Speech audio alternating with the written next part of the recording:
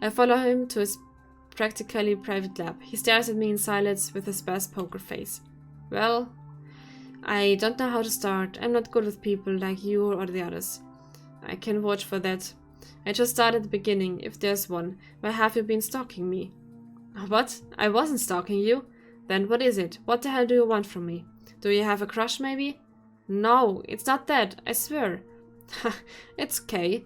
Then relax and tell me whatever it's the matter. Alright, I wanted to warn you about Mark. I know it. But I know I'm too late for that. Hold on. What exactly do you know? He shifts from the one foot to the other, clearly uncomfortable. I know you're having sex with him, and I know he's dragging you or trying to help him with his other plans. So you knew? Does someone else in the lab know? No, as far as I know, you and me are the only ones in his faculty he has confided in. Did you also work in Roy's team? He frowns confused. That's the person who leads the terrorist group? No, I never got to meet him. Terrorists, he says. Is that what we are now? How much do you know then? Explain yourself, come on. Last school year, I got approached by Mark a couple of months after joining the research team. He hit on me and I accepted. I've heard as much from the lab guys. I know. It was just the once. Some days after that, he told me about Alias inhabitants. And what happened? I refused to help. It was too dangerous, and I want our project to succeed and go to Alaya in some month.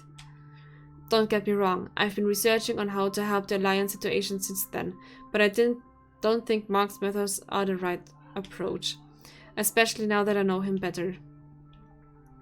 Why am I imagining what happened?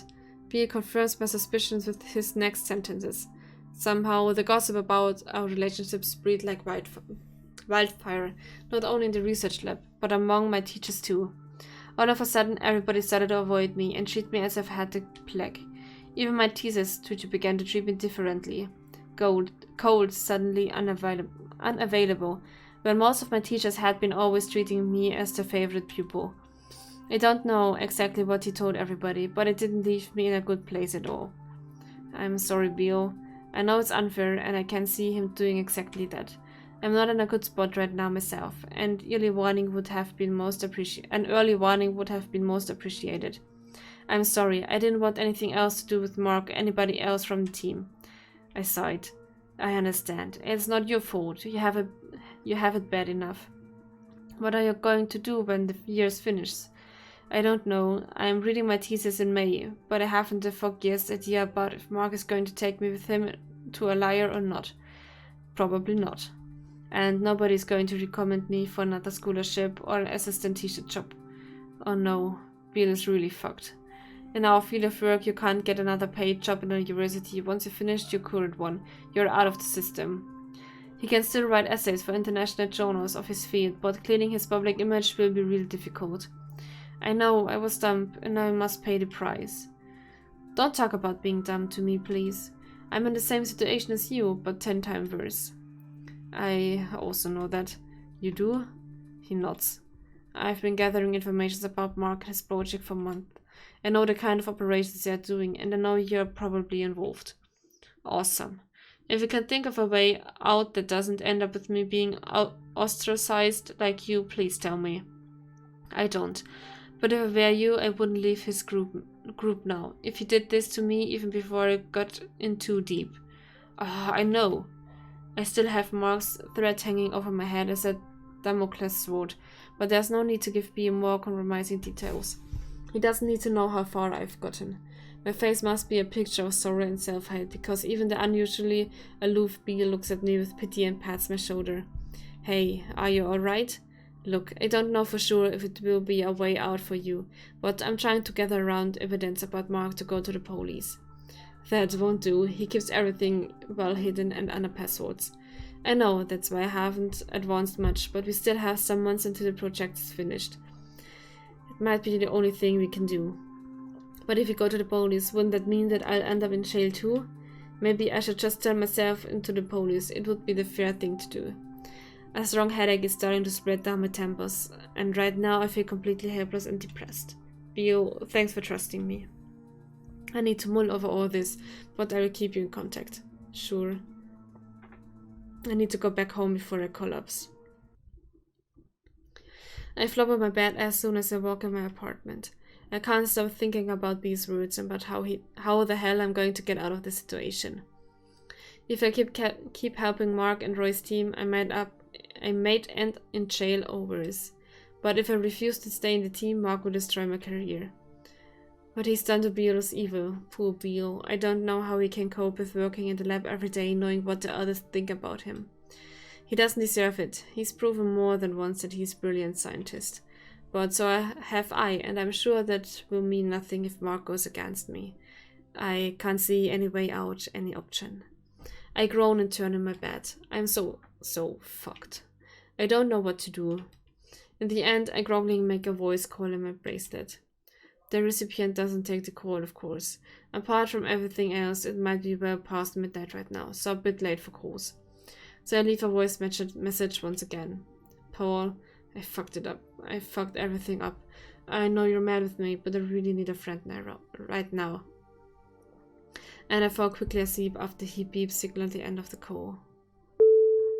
The sound of my doorbell wakes me up, and when the sun is already quite up in the sky, I rub my eyes and try not to trip on my shoes while I get up from my bed. Okay, I'm coming, stop it, geez. I get the apartment door open in a rather aggressive way just to find Paul's worried face staring at me barely inches away from my nose. Are you okay? Paul, what are you doing here?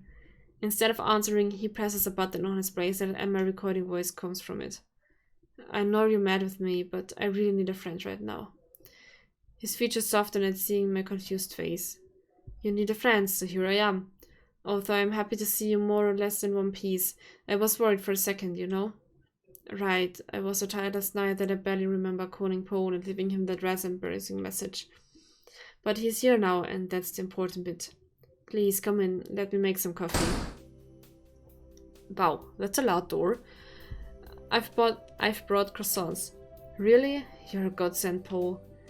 Feeling calmer and more optimistic than the previous night, I gesture Paul to sit down wherever he wants, and after some minutes I bring 2 mugs of hot coffee. I stare at him in silence while he eats our croissants. I still can't believe Paul is here. It's been a while since the last time we sat together like this. I open my mouth to mumble an apology, but he reads my mind and raises a hand to stop me before I have the chance to speak. Don't. I know things have been a bit uncomfortable between us lately, but I don't want to talk about it. I've come because of your message, so tell me please, what's wrong? I nod and let out a dramatic sigh. Where to start? There are so many things that I feel embarrassed to tell Paul. However, once I started, it's like the doors of a dam have opened and a whole string of events since I joined Mark's team comes out of my mouth unstoppable.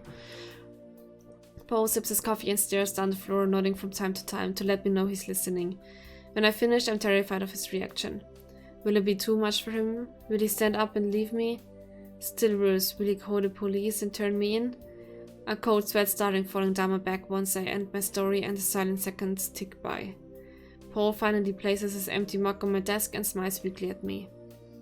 Wow, Tears, what a mess. You certainly do nothing halfway, do you? I lung forward and wrap Paul in a tight hug. Oh, Tears! Thank you, Paul. I was so worried about how you would react, you have no idea. I finally let go of him, relieved. Well, no wonder. I still don't get how you managed to get yourself in this situation. And surely there's not much I can do to help you, but I'm with you, Tears. I will support you no matter what. I feel a knot in my throat. Poe, thank you again. I've been so stupid. I don't know what I'm going to do either, but having you with me means the world to me. No, don't be embarrassed. I mean it. He looks away and I don't press the topic. So, what do you think about my options? Let's see. I get going to the police is out of the question, right? If I go right now, I can only turn myself in and go to the prison of manslaughter, trespassing, and destruction of private property. He flinches. Please don't do that. According to what Bea told you, they won't find any way of linking Mark to the crimes, right? I'm not depressed. So you can't even ask for a reduction of the sentence in exchange for information. I would rather avoid involving Roy, Akira, Noor and Brew, at least for now. I still need to get to know them better. But so far they seem the kind of idealistic, enthusiastic people who are also victims of Mark's tricks. Then we need to find a way to involve Mark and prove that those guys you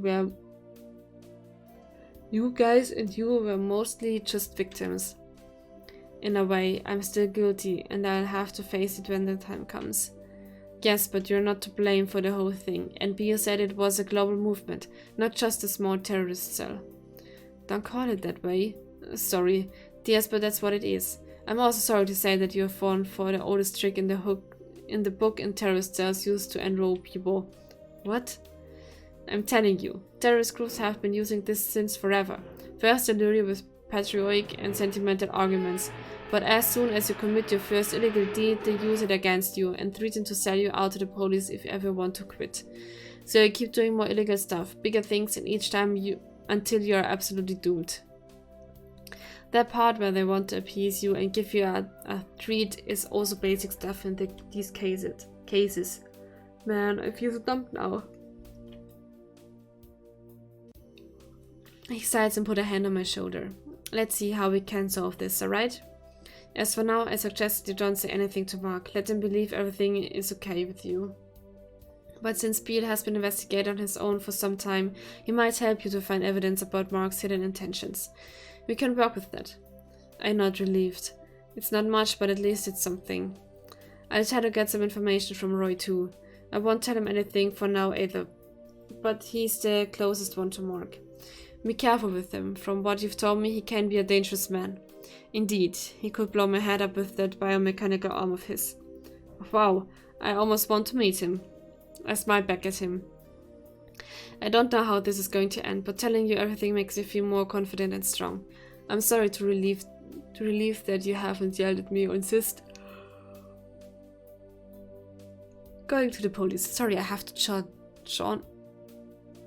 Because I'm so tired. Those orange uniforms wouldn't suit you much, not your color, definitely.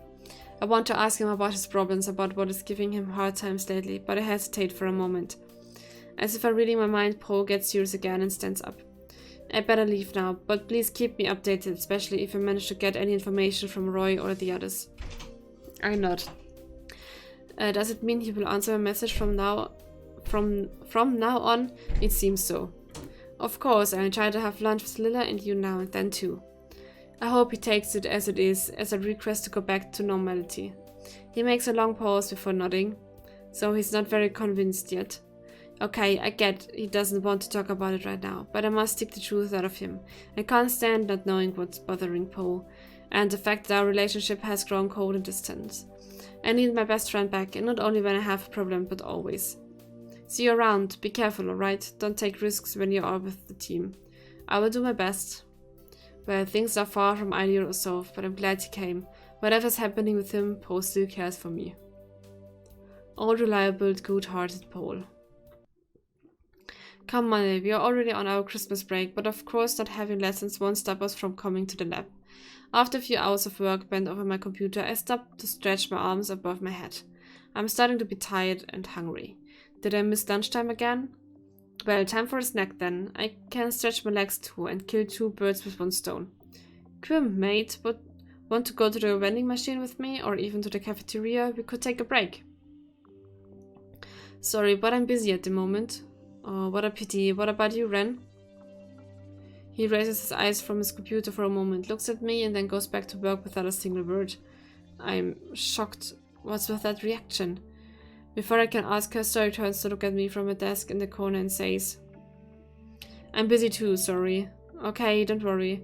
I'll be back in a moment. I stand up and go out to the corridor in a rush. What's wrong with them? I know they are busy, of course, but weren't they kind of curt? Especially Ren. But he's been acting a bit weird around me lately. I sauntered to the vending machine, not in any rush to go back to work. The more I think about it, the more I realize Ren must have told the others that Mark and I are in a relationship of sorts. Shit, this is bad.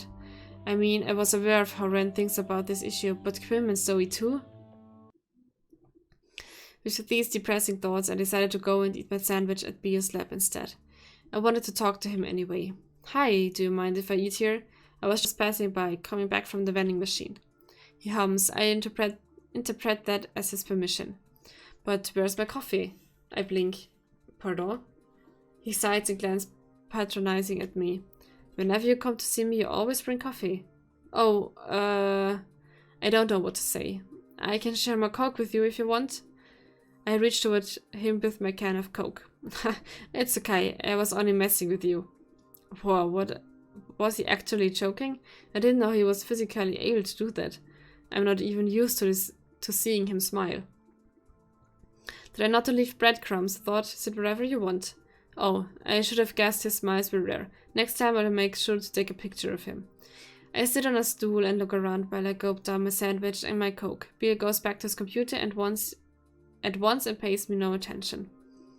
Hey, I've always wondered, how is it that you have a lab for yourself and so big besides? His face doesn't show any reaction, but I would say he's pleased about my question. Oh, so you don't know? This was a storage room. Look at the back, there are still boxes of materials. Indeed, part of the space is taken by plastic containers and remnants of experiments. I just assumed they were his. I cleared this corner next to the window, so I had enough room for the main terrarium. I note there are small terrariums and plant containers on top of the plastic boxes at the back of the room. The other labs are too noisy for my box and, well, let's say that at the start of the term, the air started to be too stuffy for my taste. I think of Fran's reaction earlier. Multiply that for 10 people more or less. Yes, I can get how he feels. I understand. You do? His eyes are sharp again when he looks at me. I get up from my stool and walk to the bin to get rid of the remains of my meal. I think we needed to speak about our problem. He raises his eyebrows and turns to look at his plans again. I don't think there's much to speak about. I already told you how things are. Well, I disagree. Look at you. These plants and bugs are your life. Am I wrong? He looks pained when he finally turns his attention back to me. And? You have a life in front of you and the brilliant career you deserve, same as me. You aren't going to allow Mark destroy our future. We aren't his slaves or his puppets. Then what? We unmask Mark in front of the police and the university and we live forever happy? And we're gonna liar, yes, but he pays for his crimes in jail. Nice fairy tale tears. Now if you don't mind, I have humility measures to take an axe to watch. Oh, so frustrating.